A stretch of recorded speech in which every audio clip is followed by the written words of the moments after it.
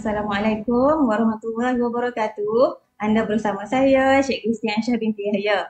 Jadi sebelum ini, kamu telah mempelajari sains dan teknologi pemacu kemajuan negara.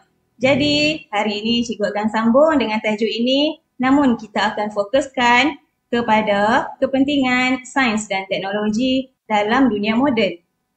Okey, baiklah murid. Terdapat pelbagai kepentingan sains dan teknologi dalam dunia moden, iaitu dunia hari ini yang serba canggih. Jadi, kepentingan sains dan teknologi yang pertama iaitu memudahkan kehidupan harian. Jadi, apabila menggunakan sains dan teknologi, kehidupan harian kita yang kita jalani akan lebih mudah. Kemudian yang kedua, sains dan teknologi juga akan menyumbang kepada perkembangan industri kesihatan. Dan yang ketiga, dapat juga meningkatkan hasil pertanian.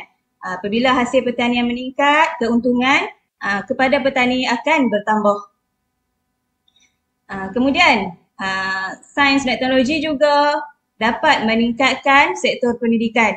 Jadi, murid-murid dan para guru akan dapat mempelajari sesuatu perkara dengan lebih mudah.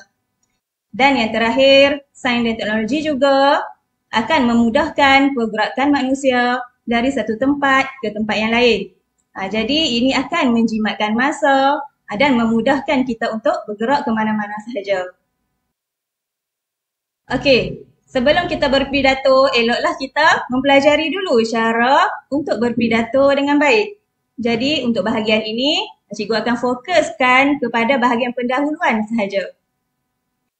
Okey, untuk bahagian pendahuluan, kita perlu menyatakan dahulu latar belakang tajuk dan kepentingan tajuk yang kita pilih.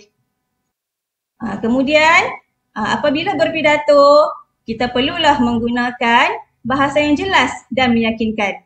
Ini supaya pendengar akan mendengar dengan baik. Kemudian, yang ketiga, kita perlulah membuat soalan retorik untuk menarik minat pendengar agar mendengar pidato kita sehingga habis.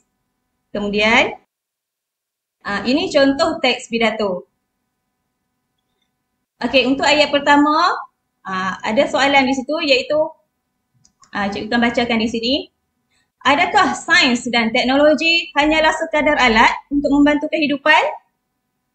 Kemudian kita akan jawab, sains dan teknologi bukan sekadar alat membantu kehidupan. Sains dan teknologi merupakan jantung kemajuan, nadi kepada transformasi masyarakat dan juga negara.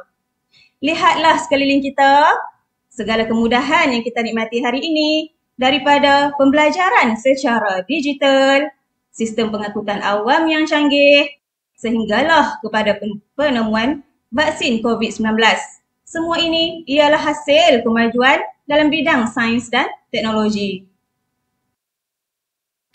Negara-negara seperti Jepun, Korea Selatan, Amerika Syarikat dan Jerman menjadi kuasa besar ekonomi bukan semata-mata kerana sumber alam, tetapi kerana mereka menguasai teknologi dan menjadikan inovasi sebagai budaya mereka. Malaysia juga tidak terkecuali. Kita memiliki bakat muda yang hebat. Kita sudah melangkah dalam bidang teknologi 5G, kecerdasan buatan AI dan penggunaan drone dalam bidang pertanian. Baiklah, itu sahaja contoh pidato yang cikgu tunjukkan kepada kamu. Jadi cikgu harap kamu dapat belajar dan berpidato dengan baik untuk hari ini. Oleh itu, sekian dahulu daripada cikgu. Sekian, terima kasih.